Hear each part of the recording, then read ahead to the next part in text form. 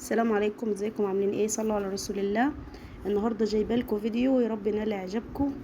طريقه عمل جيبه كالوش اطفالي زي ما انتم شايفين اهي لبنوته صغيره يعني. ايه اهو. اول حاجه جبت القماش وقصيته داير زي ما انتم شايفين كده، وبعدين رصت القماش فوق بعضه وكشكشته زي ما انتم شايفين اهو. بعدين ايه ده الشكل النهائي، جيبه زي القمر جميله تنفع لبنوته عسل وسكر اهو. نعيد الفيديو مرة تانية. ادي كده هي طبقت القماش فوق بعضه، وبعدين ابتدت ان هي ايه تقص كده اهو،